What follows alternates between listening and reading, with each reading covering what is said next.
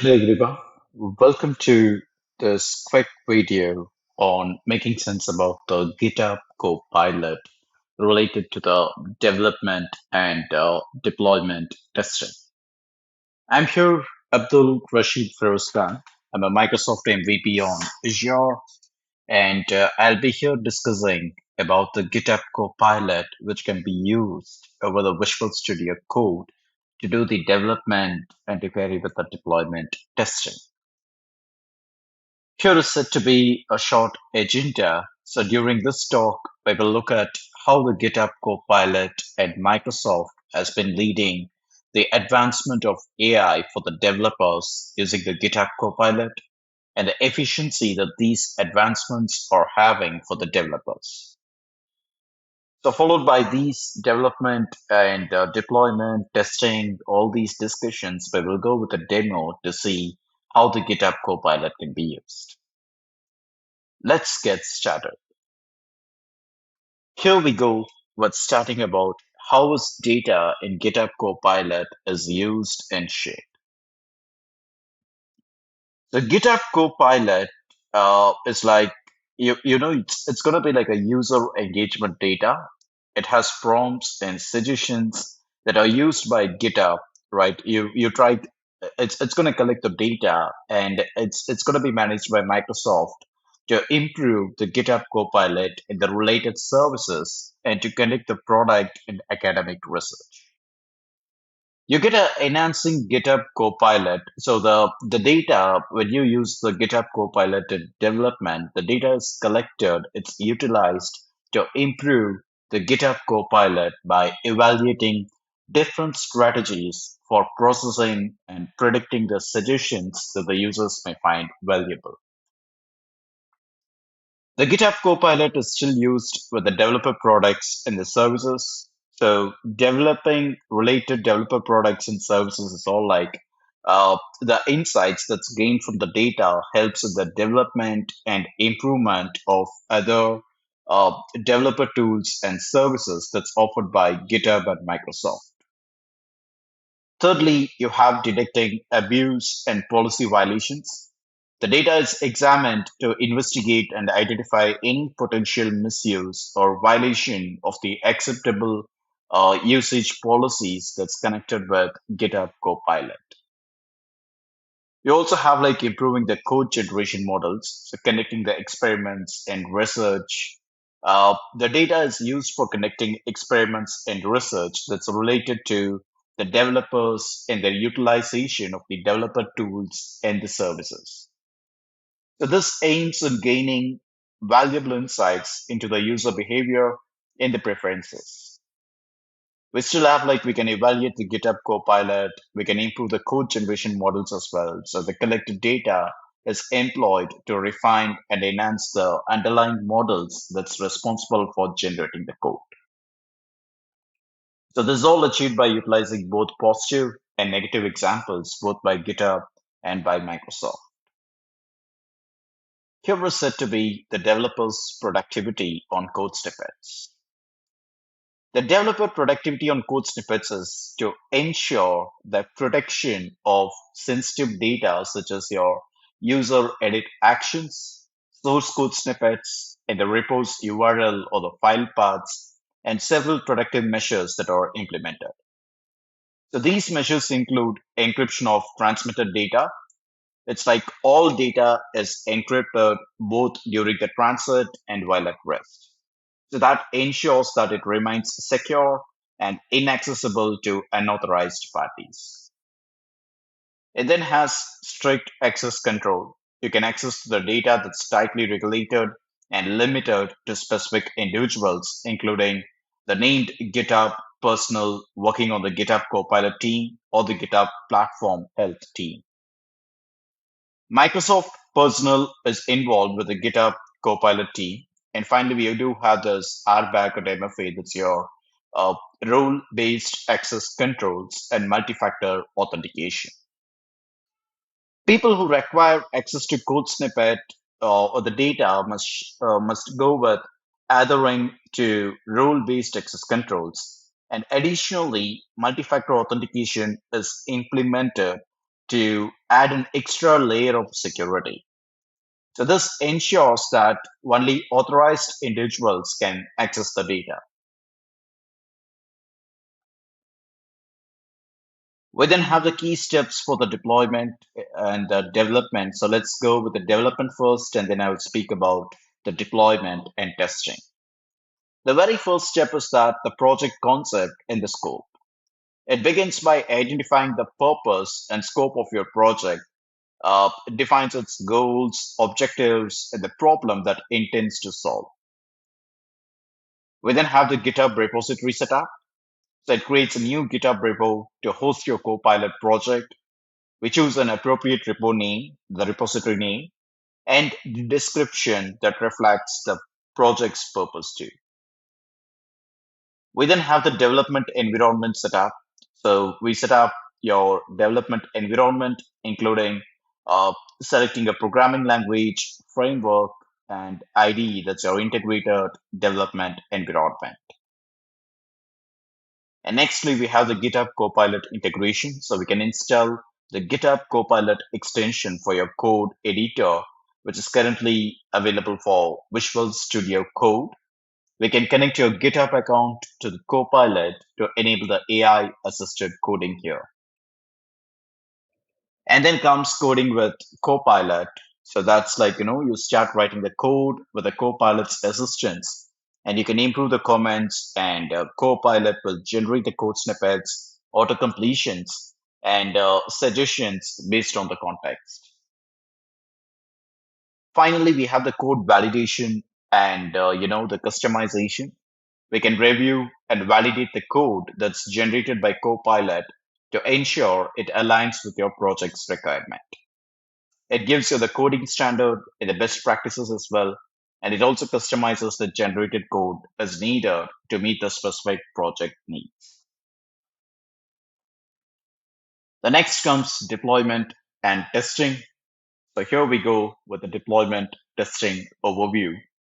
The deployment testing is the safety net that ensures your software is not just functionable, but it's reliable, performant, and secure in the live environment. It's the last step, I would say, in the development process, but its impact on user satisfaction and the overall success of your software is said to be immense. The deployment testing is like the final check before a big presentation. It ensures everything is in place and ready to shine. So I have just quoted like few reasons. It's like the importance of the deployment testing to do a deployment to get the feedbacks and the key objectives as well. Like you go with a smooth transition. Imagine you're launching a new software version only to find out it crashes on the user devices. So this deployment testing catches these issues beforehand, ensuring a smooth transition for the users. We do get like user experience. So users don't care about the backend entry, any kind of interfaces. They just want a seamless experience. And the deployment testing helps in identifying and fixing any issues that might affect the user interface or the overall experience. We then have the performance assurance. So it's not just about functionality.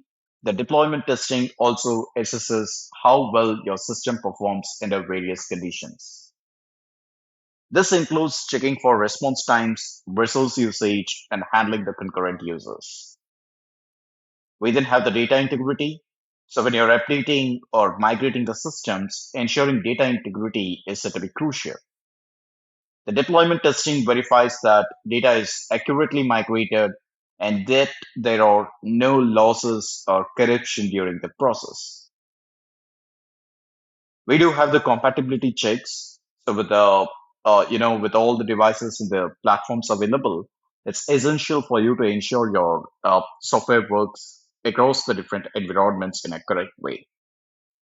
So on top of all these things, we do have like CA and CD. We can go with the deployment testing to be carried up with all the testing features, ensuring that your system meets the standards, preventing legal issues, and ensuring a trustworthy product, which will be related to the rollback, the different versions that the commitment has been done, by the developers testing the code again, validating it, and the validation still goes beyond up to the regulatory compliance.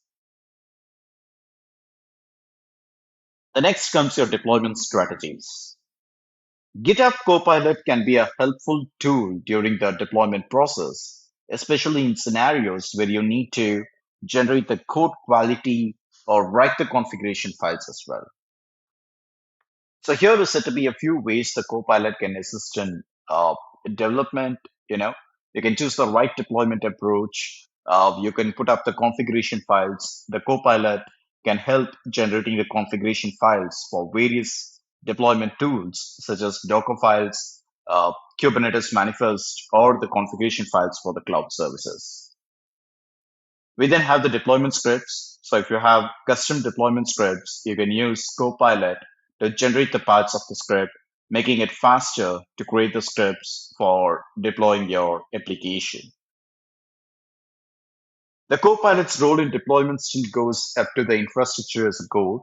The Copilot can assist in generating the code for defining your infrastructure using infrastructure as a code tools like Terraform or AWS CloudFormation. We then need to put up the environment setup, right? The Copilot can help in that as well with setting up the environment variables or generating the code snippets related to the environment configuration. Here is set to be a few samples where you can make sense, like you can put a commentary once when the Copilot extension is installed. So this is for testing.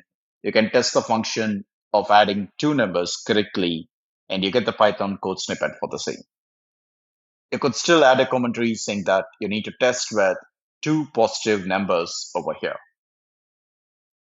We'll be exploring all these things working with the Visual Studio Code, and we will also see how you can get your GitHub Copilot extension to be enabled in the pricing as well over the demo. Here is set to be the demo. The demo will be a quick tour with development and deploying on GitHub Copilot over the Visual Studio Code. So the rest, we're going to spend time to make sense about how the development and the deployment can be done over Visual Studio Code using the GitHub Copilot.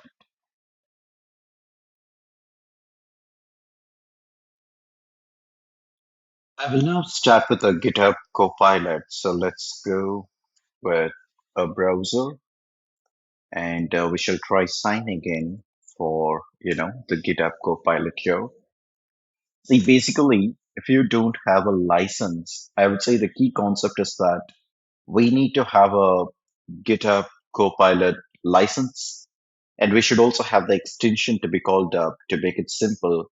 We go with Visual Studio Code, or we can go with different IDs, let's say Visual Studio All, and have the extension to be up.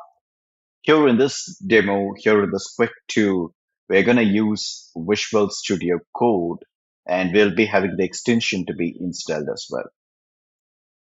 Let's go to the pricing here. In case if you don't have a subscription, you can go to the pricing. You can check for GitHub Copilot. You could see there are like two different pricing plans that are set to be available. We have Copilot for individuals, and we do have for the enterprise. We can try subscribing for Copilot Business. However, you also need to make sense. We have the GitHub Copilot that's set to be available with a free trial. You can use it for the very first 30 days of time. And later, the 30 days, you can go with a paid subscription thing. So this is set to be a quick site which speaks about the features and the add-ons that we have here. I will now try signing in with my GitHub account. So let's say github.com and sign in here. Let's go up with my user account, the password. We get signed in here, and I can click on my user profile. You can find Copilot. So this lets me know if I have a Copilot license or not. And I hope you could see that this can support with different IDs like Visual Studio Code or Visual Studio or anything. When you click on Visual Studio Code, you just get like, a quick prerequisite that speaks about what you need to do before you get started with the development. So we have it already up. we need to go for, the Visual Studio Code here.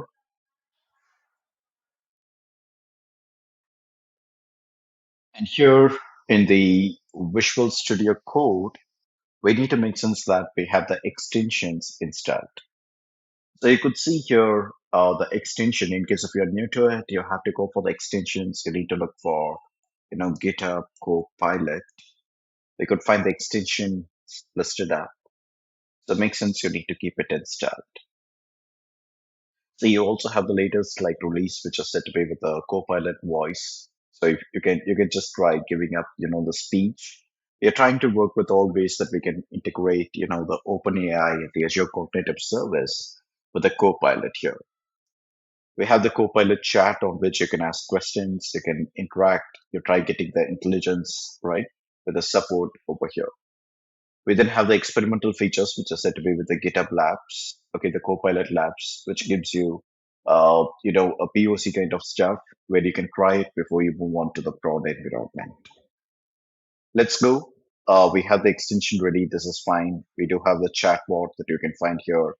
And you can always go up. You can also say we can turn off the GitHub Copilot feature by clicking on this icon that you find down here.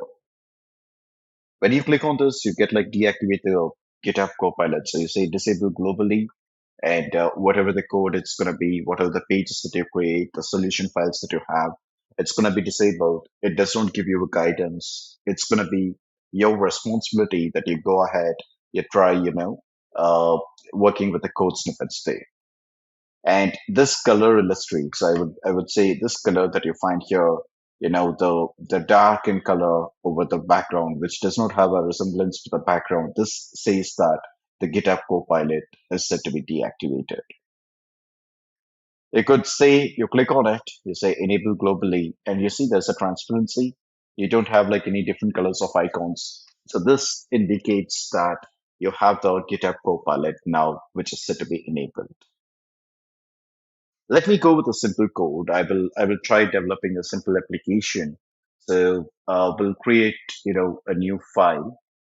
Let's say a new file to be created, or we will go with a new folder first. Okay, so I will say open folder. Let me put on the location. Uh, yes, give me a second. So I will go here and let's create a new folder. I'll say GitHub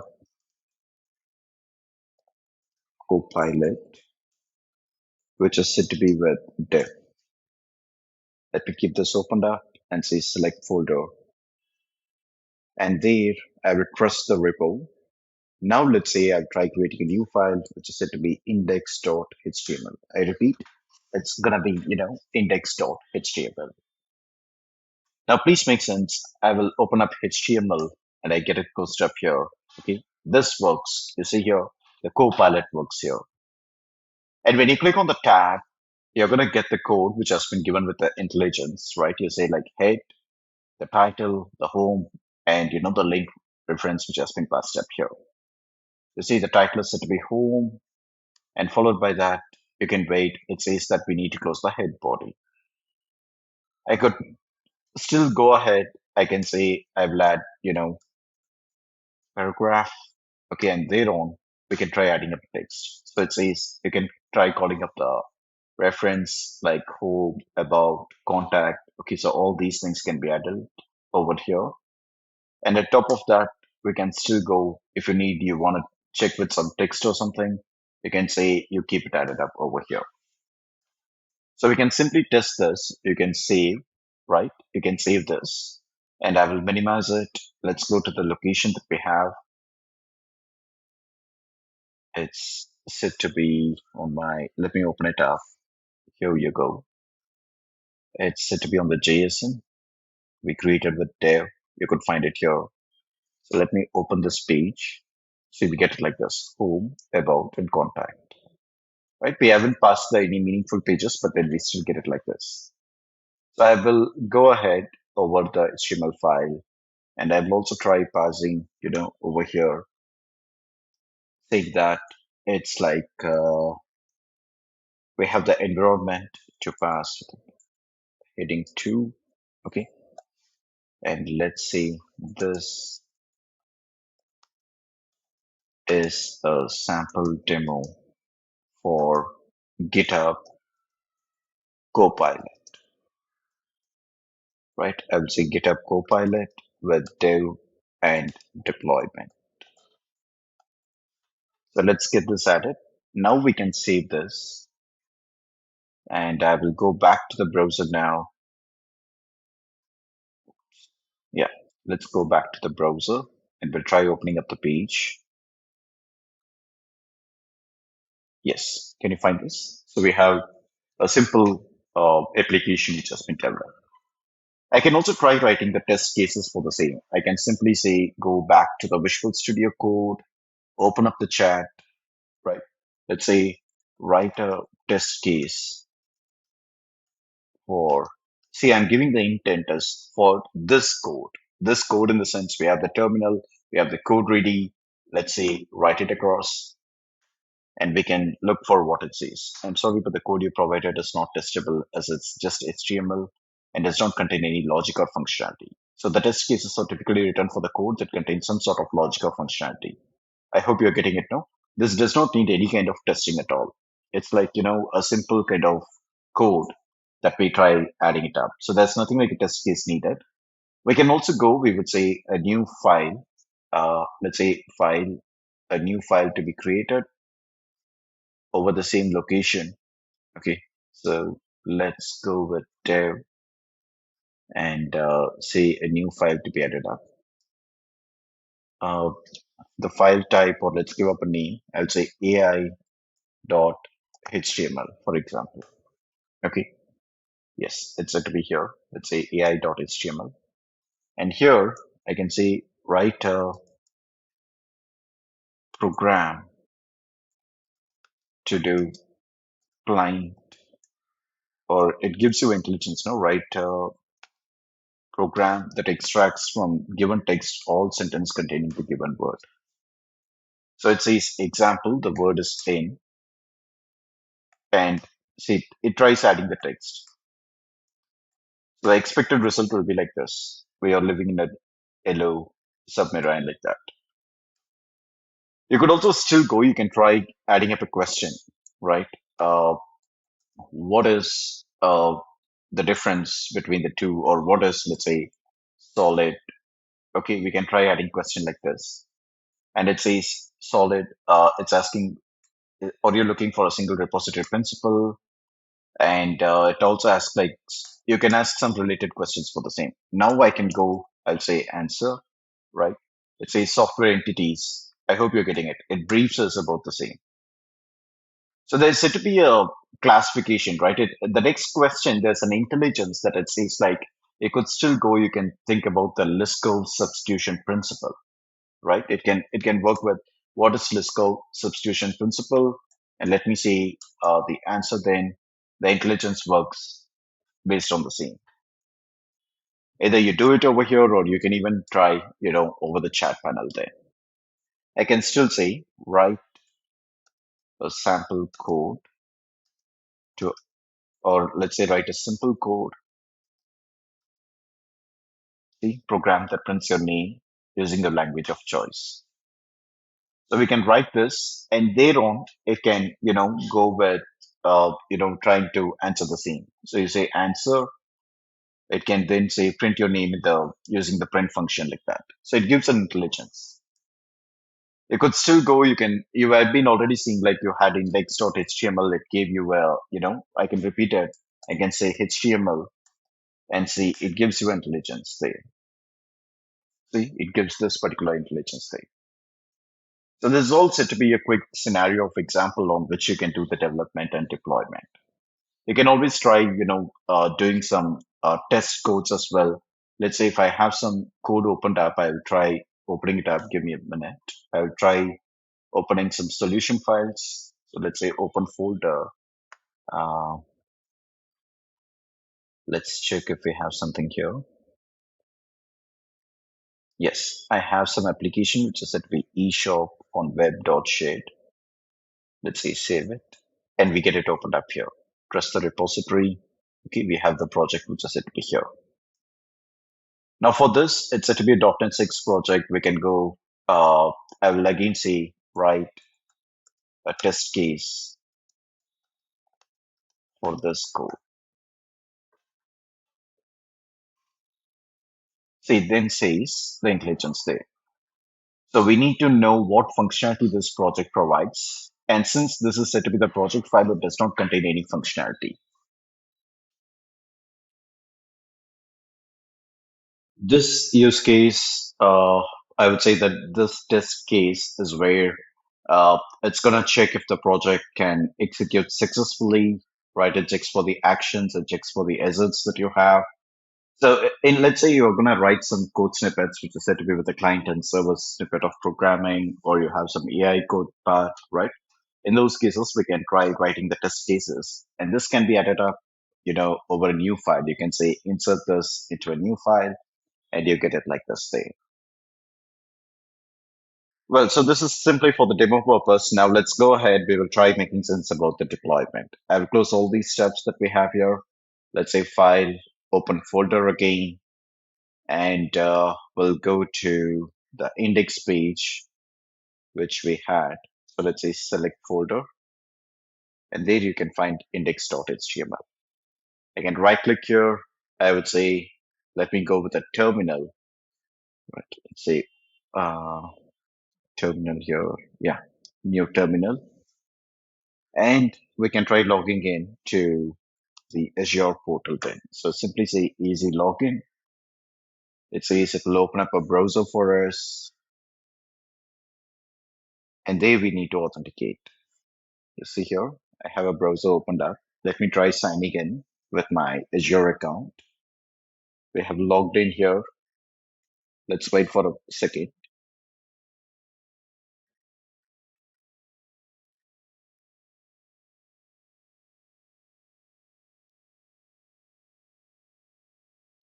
It checks there.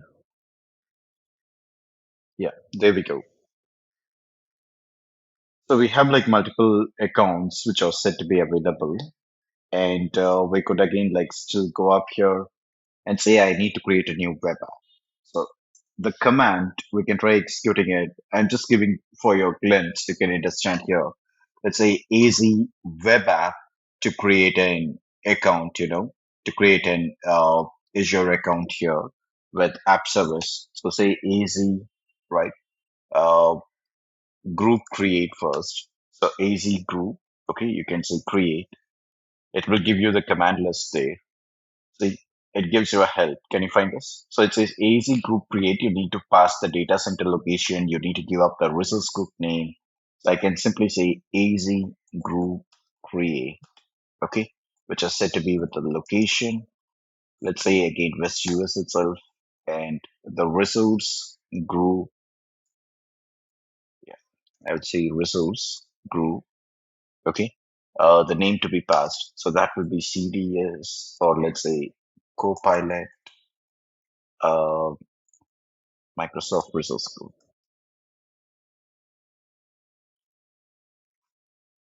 Let's wait for this. You should be finding a JSON representation. Yeah, here you could see we have a JSON representation that says that you have a resource group created with the data center location that's set to be here.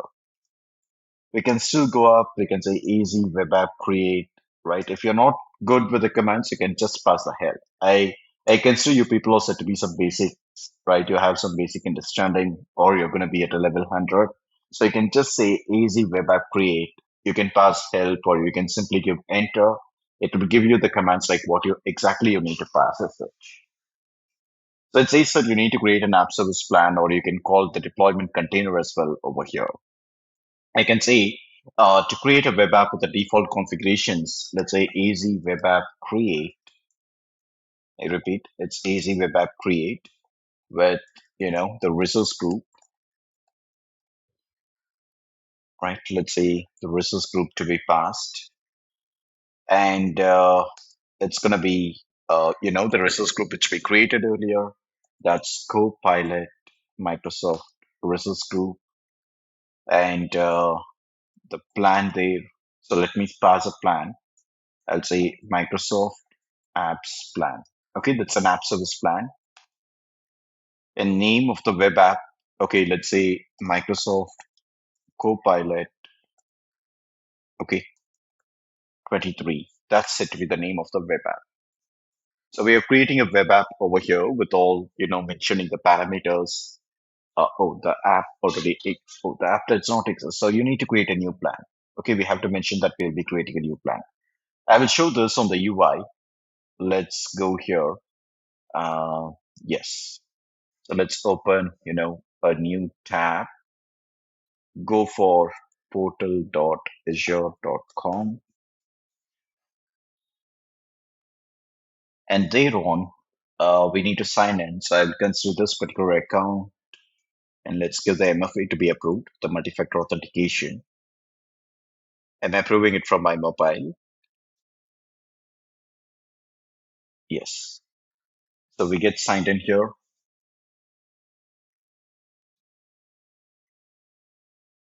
And there at top of it, we will be trying to create a web app. You could see here we have the app service, so let's subscription. We can think about the resource group. Let me check. See, Copilot, Microsoft resource group, which has been created. Let's try creating a new web app here. So say create, and you can look for web app. Okay, so let's say web app here. And here is where we will say create, and we can pass, the web app name to be available here. I would say the name of the web app will be Microsoft Copilot. Okay, let's say 23. That's it to be the web app name. So the complete web app name will be Microsoft Copilot 23.azurewebsites.net. And here it should be the unique name. It checks for the availability over here. Okay. The app name Microsoft is not available. It's like, it represents with MSFT. So we are not supposed to give up this name. Okay. I'm sorry about that. Let's try with a different name. For example, GUI. Okay. Copilot. And let me say 23. I hope this should be available. Yes. So that's there. And we can publish this as a code. You can pick the runtime stack here. Let's say I will go with .NET 8 and with Windows, okay, with the data center region. Let's again say I will go with the VestUS for the deployment. And we pick up the app service plan here. So all these things can be done from the terminal as well, from your Visual Studio Code as well. The only prerequisite again that you need is that you have to make sure you have Azure CLI installed on your machine that you're working on. So this is set to be with the Windows App Service plan, and we have like different, the pricing plans that are set to be available. It starts from free, it goes with basic, standard, isolated, right? So it's up to you. You go with premium, isolated, all that's set to be here. There's set to be a difference based on the compute powers. There's set to be a difference that's set to be, over the memory all that's available. Let's go with the standard plan. S1 standard. I will say select and deployment. I repeat, if you have your deployment to be done from GitHub, you can say enable and you can authorize. You could say that you will sign in with your GitHub account so it can take control over the repositories. You can say authorize. You can pick the repo here and try deploying it. Or if not, you can even simply go, you can say disable and we can try deploying the same. So let's say go to the networking then. This is about, the security over the networking, the network access, the public access, and the injection that we do. Monitoring is where you take the logs. You want to say if there's said to be a trouble or if there's said to be a problem encountered with your application, then it can heal up automatically. So that's said to be with application insights. It collects the logs, on its own, and it can then go with a heal up. Tag is for metadata reference. And finally, we can review and create this web app now. I'll click on create to get this web app to be up. And we shall wait for the app deployment to be completed.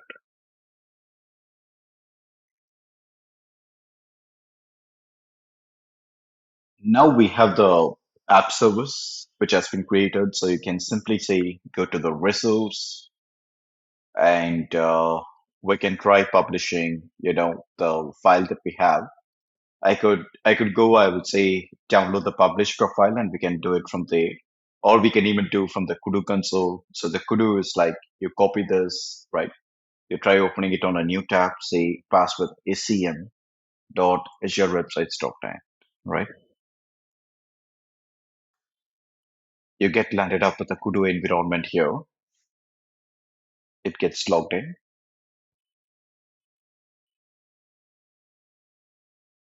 Let's wait for it. The Kudu is like, you can take all the configuration management to be done over the cloud over here.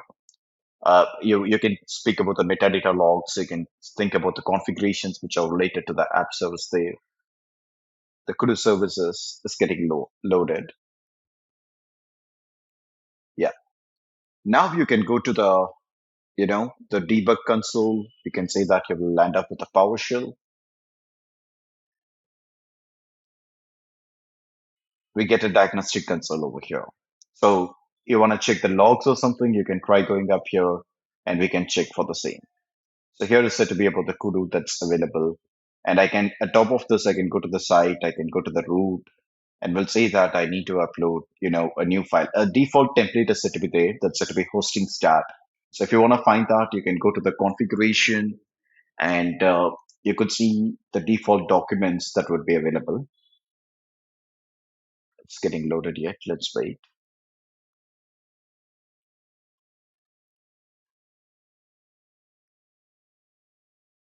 Yes. So here is set to be the configuration. See, we can go to the default documents. You can find hosting stat. So this is like a stack. This is like a stack where you have like, the file which has been represented at the top will be the default one that would be available. So in case if you have created a page called default.html, then it gets landed up over here itself, at the top. Uh, since we have hosting stat, the only file which is said to be hosting stat, we find it over here. Okay. And I can now we have the page which is said to be index.html. So just observe what's happening now. We could go up here. We will say, I will create a new file. Okay. And we can try copying whatever we have it there. So let's say index.html. Let's say edit and go back to the Visual Studio Code. Let's copy the content that we have there. Let's copy the complete content, what we have here. I'll paste it. Now let's say save. And let's go to the web page now. So take the overview. Let's try open this over a new tab. See, we have the web app that's set to be published. So this is all like, the simplest form of way where you can go, you can try deploying, I mean, developing with a GitHub, using the Copilot, use the intelligence, use the extensions, and we can try deploying it over the app service. In case, if you don't want to use the Visual Studio Code, or if you don't want to go with the Azure Portal log, you can directly go with the GitHub. Let's say, for example, I have, a repository where I want to show some examples for you. See, I have GitHub Copilot deploy. We can go up here. We have the page with, the code that's set to be available. Say I have a static and I can find the index page that's there. We can go to the index.html. And here is set to be the code with space, the code spaces and, the fast API that's set to be on the default part. And followed by that, we have like, few content which has been published over here with a button and try it out all. Now we can try editing this by going up with GitHub code deploy repository. And you can click on the drop down that you find here. You can use the code space. So I will say create a new code space for me. It gets opened with a new tab and will have the container to be spun up. You get the complete space and IDE on which you will be having Copilot as well to be available. So let's wait for this. We will try writing again, asking the GitHub Copilot to write me some test cases for the code which is set to be there. You could find the logs. It has the image found and it's building the container on which you will be having the code space to be up.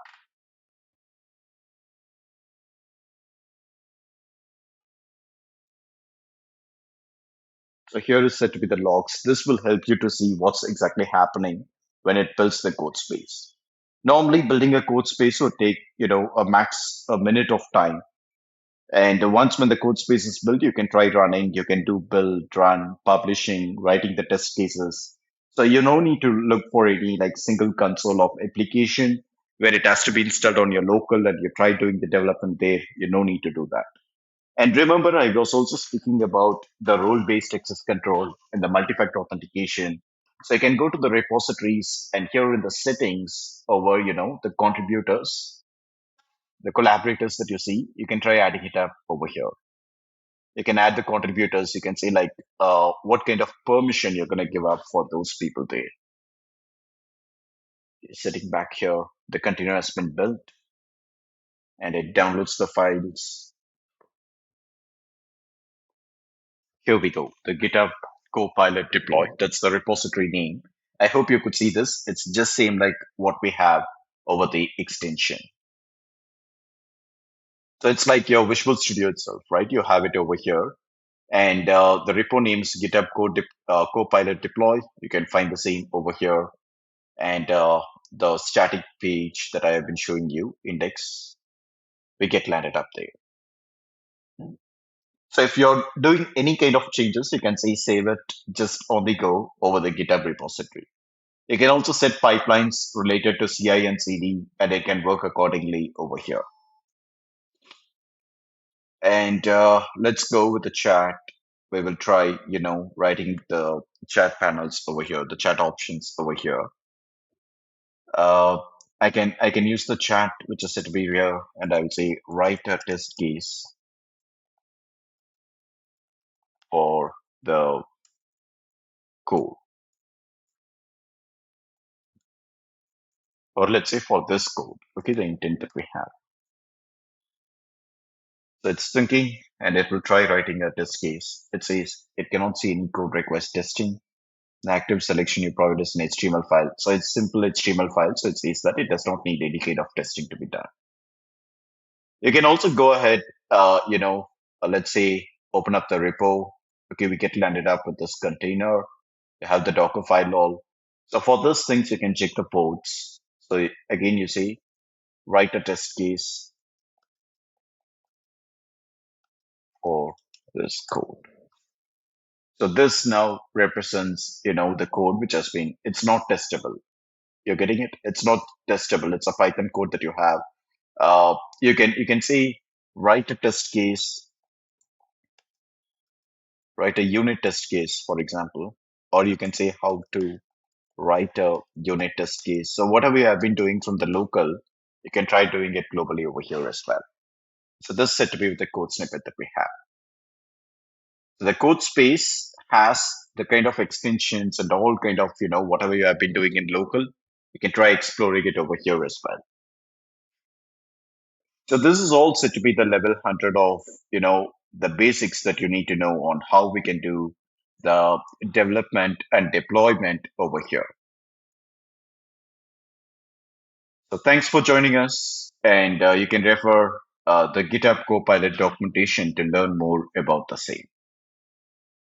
Thank you.